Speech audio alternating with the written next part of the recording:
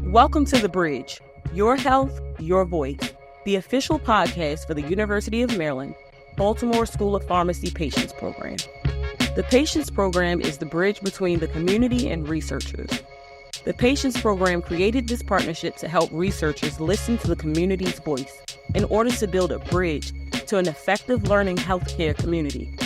Here's your host, Rodney Elliott. Today, we have finally caught up with one of our friends of the program, one of our doctors and researchers here at University of Maryland School of Pharmacy. And believe me, when I tell you we caught up with her, she's very, very busy. So busy that we're recording right now where she's working right now. So she's in the middle of looking at patients, talking to older adults, figuring out a way to kind of help them navigate whatever challenges they have right now.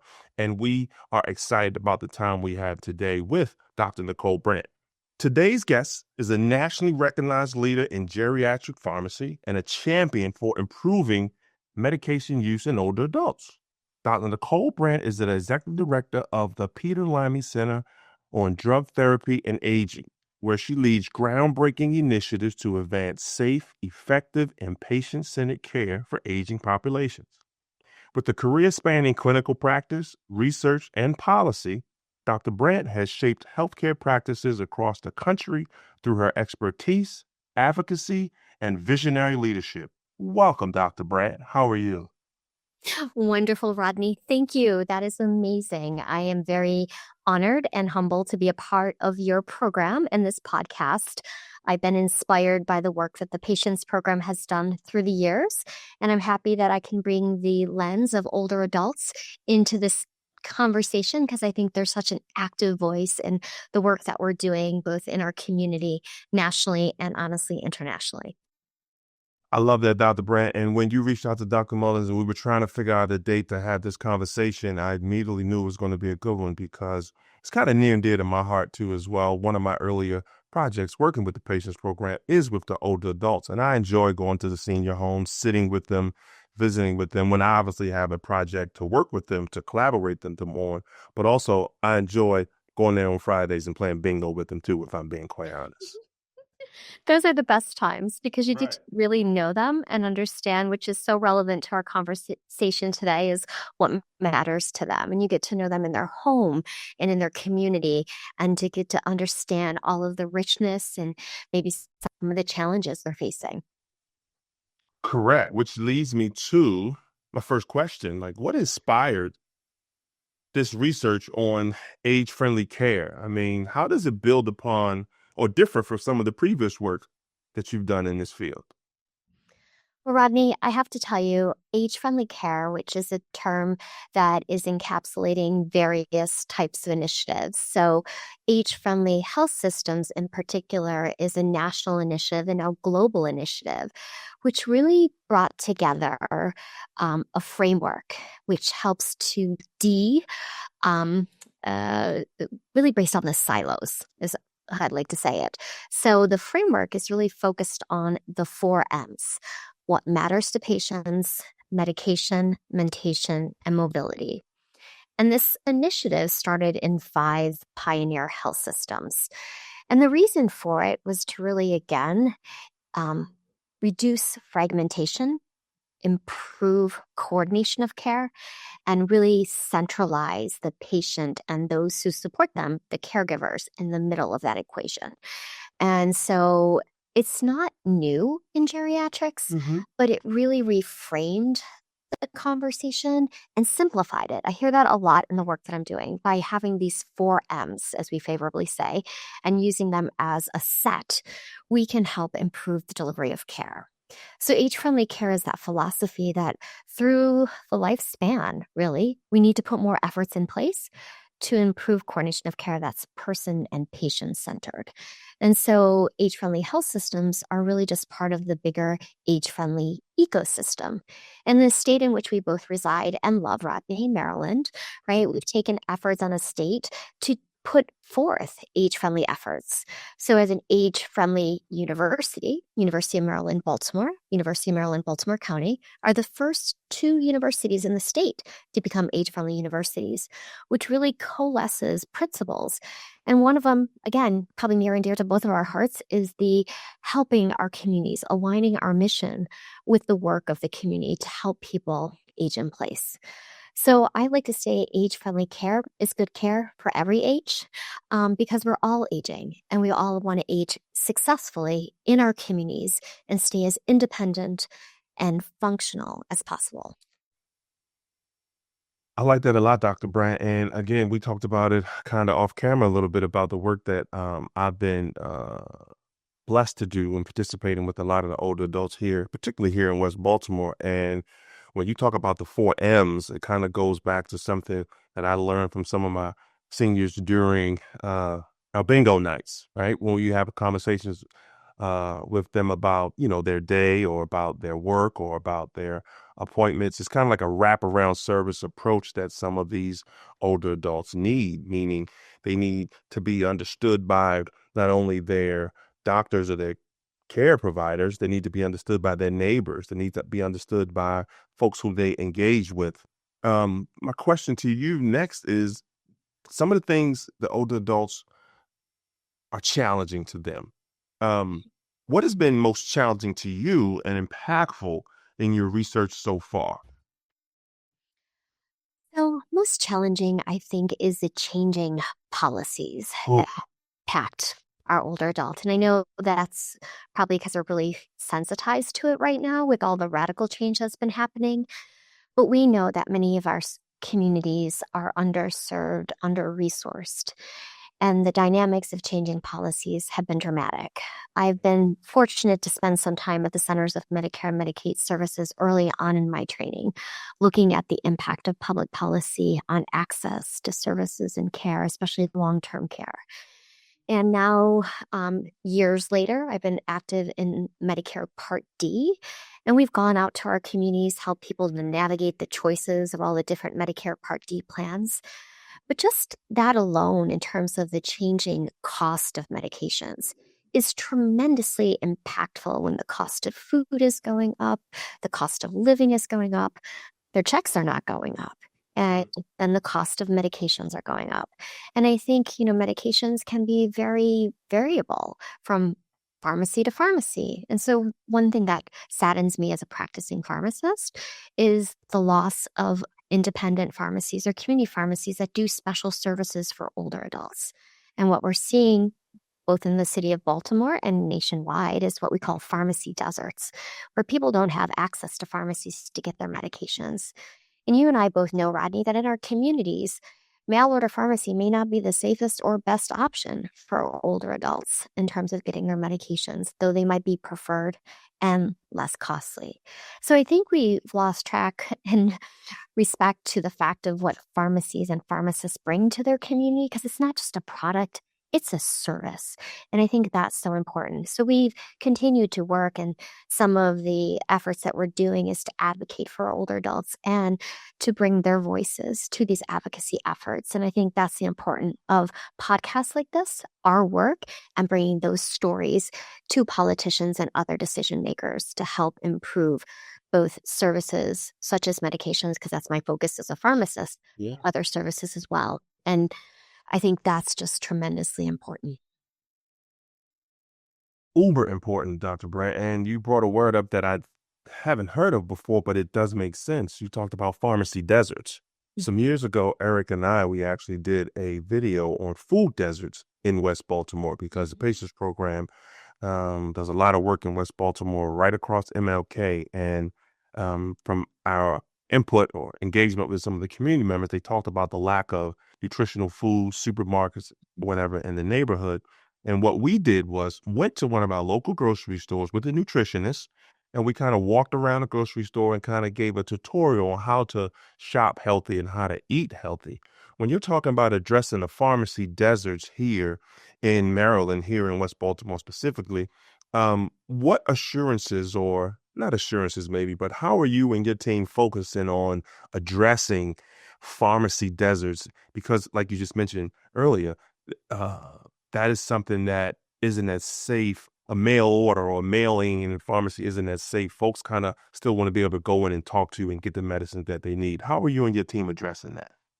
Well, Rodney, again, it's important to advocate. So here in the state of Maryland, we have legislation, actions, and efforts. We have what's called the Maryland Pharmacy Legislative Day. So we focused on pharmacy benefit managers reform because part of what's happening is PBMs, as we call them. And I know there's a lot in today's, news regarding PBMs really causing our pharmacies to close because of certain clawbacks or taking money back after they've given it, which was really hard from a budgetary perspective, or they're not part of a preferred network.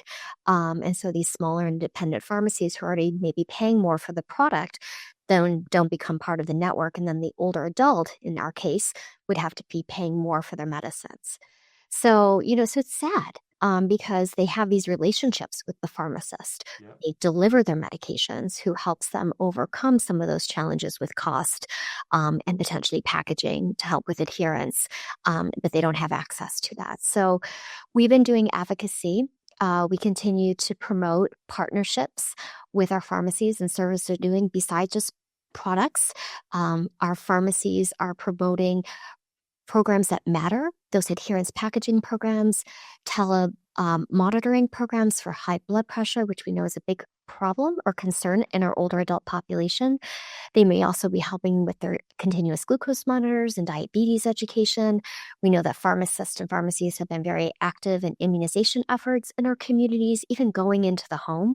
We actually did a program statewide looking at partnering with pharmacies and pharmacists to reach homebound older adults or those who may have difficulty getting access because their physician offices don't have access to some of these vaccines. So I really think about the service angle of what pharmacists bring to the interprofessional healthcare team to, again, help our older adults age in place. We have a terminology here, the patients program we call meet the community where they are. So that's a huge role in what I do as the engagement specialist, particularly now that the spring and summer is approaching. I'll be out at a lot of different health fair events, providing education when it comes to research, clinical and non-clinical, which kind of leads me to my next question. When you and your team decided to work with communities in West Baltimore, pharmacists, you're pretty sure that you had an idea on what you wanted to discover, what you wanted to help them with. Can you talk a little bit about maybe some feedback from the community members, from some of the pharmacists in your work, and how they have been receiving your work and efforts and how you guys have been collaborating together? Yeah, so I'll start first with the older adults. Yeah. So there's a couple of different efforts that we have going on right now with our interprofessional team members.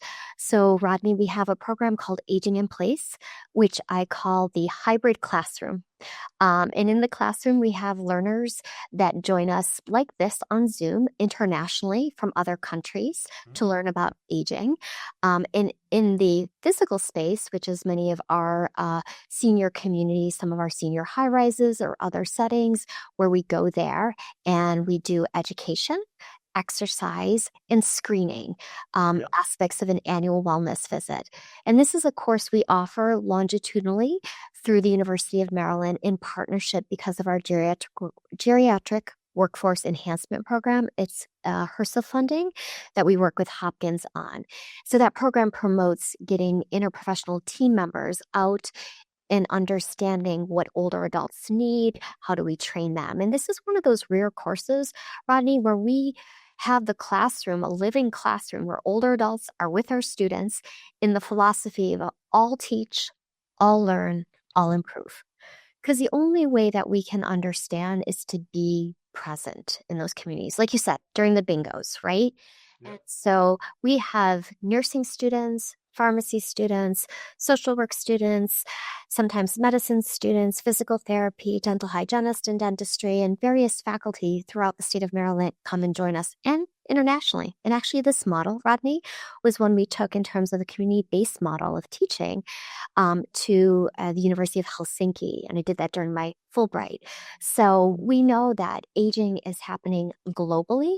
Yeah. But oftentimes we don't train our communities to work in partnership. And I know you understand partnership. You, of all people, understand partnership, truly partnership to co-design information and learning that matters to both parties. That kind of history then led to the communities in which we work asking us to set up wellness clinics, which we've now called age-friendly clinics, to align with our work that we're doing. We do this between nursing, nurse practitioners, nurses, social works, and pharmacist. And with that, we have faculty affiliated with the University of Maryland. We're currently at 4 senior communities that we've been in for 2 years. And Rodney, because we work with our communities, we see about 87% of the individuals that reside within the community. And that's, no small feat to have trust and relationship that develops. And because of that, they've asked us to scale up these efforts. So because of a local foundation, the Tomei Foundation, we're now scaling up those efforts to make it something sustainable. And we focus on, again, what matters. We ask our community members, what do you want to learn about? What do you want to learn about your health? So we do, again, screenings, blood pressure screenings. They also foot care, ear care, eye care, and tap in. And we know that what's happening in our community is also a need for more behavioral health, education, and wellness. So we're very fortunate at the University of Maryland to have a lot of richness on our campus. So we've been tapping in some of our other team members from some of the other programs. So that's, some of the work. And then with that work, because we set up what we call immunization clinics, we're working with our local community pharmacies. But some of those community pharmacies already had a relationship with the community, or maybe they lost that relationship because of COVID, but we've been able to reconnect them in terms of medication packaging and service. So for instance, one of our pharmacies we work with local called Professional Pharmacy, and a shout out to Dr. Christine Lee and Dr. Mark Hinman, who've really been our partners here, have really helped us to bridge some of the needs of those communities.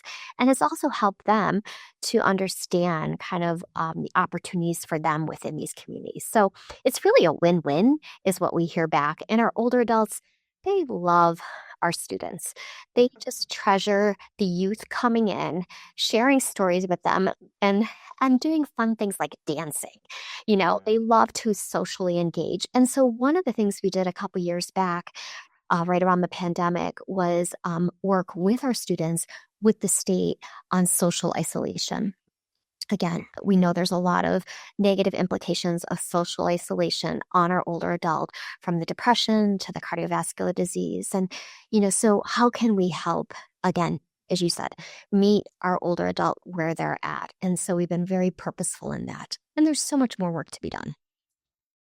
Dr. Brandt, that brings joy to my heart because, again, I mentioned the terminology, meeting the community where they are. And a lot of times when you're either in a bingo session or you're at a community health event, or you, like your team, are bringing resources to the community, you find ways to build that trust with the community. Because, to be quite honest, to be so close to the University of Maryland, down here in Baltimore, right to the West Baltimore area, right across Martin Luther King, at times, be honest with you, it's challenging for me when I go out to the community and they tell me no one from the university has been here, or this is the first time I've heard from you guys, or you guys haven't been here in a while, right?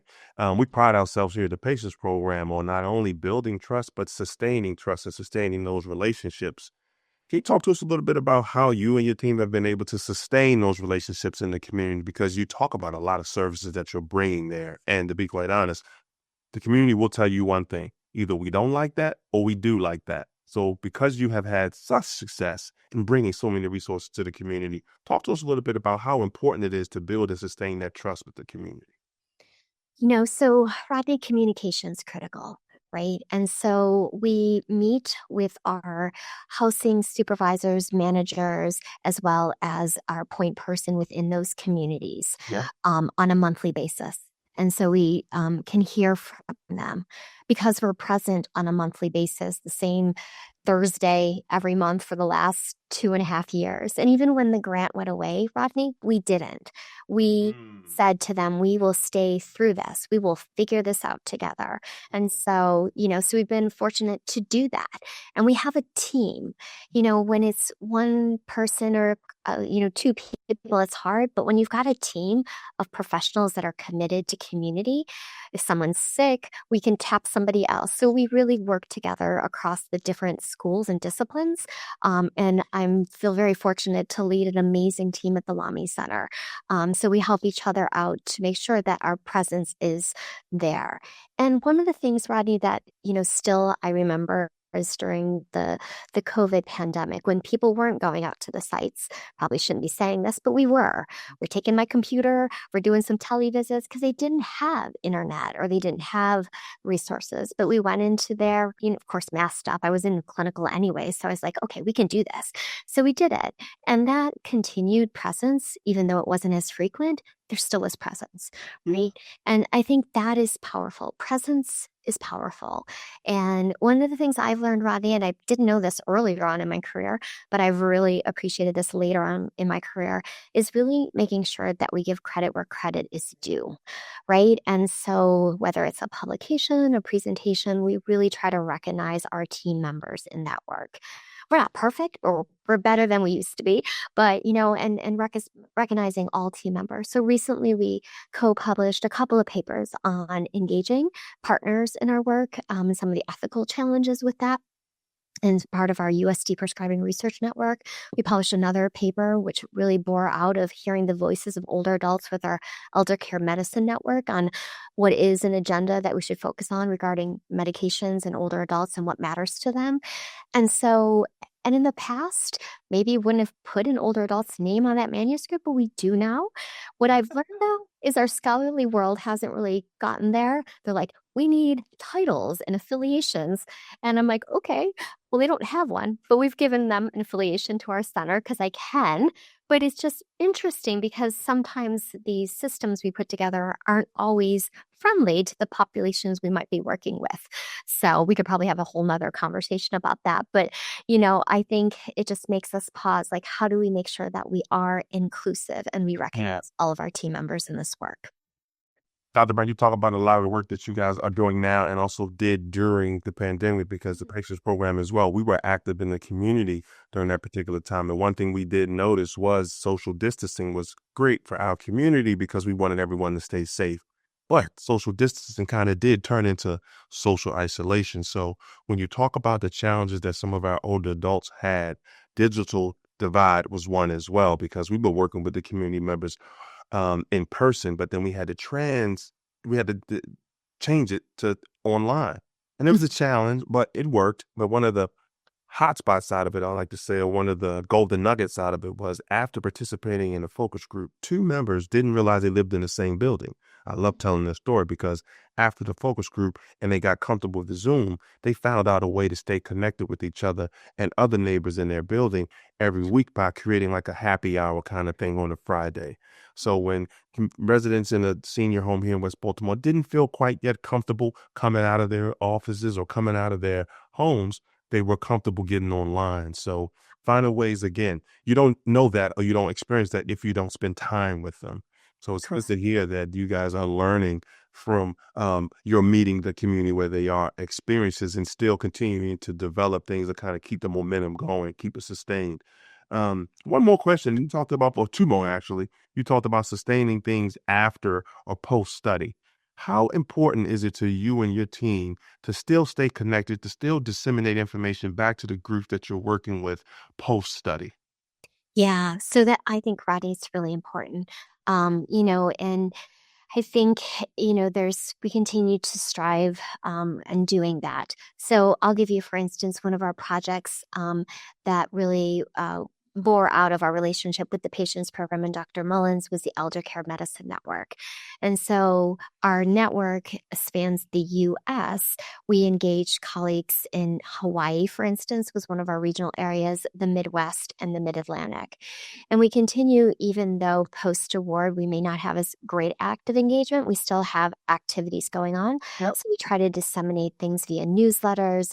If there's articles or posters that are coming up, we'll ask people to review them or give us feedback, and we help to support our other regions in that area. So that's one example of post-award where you use tools and resources to try to continue to push out information.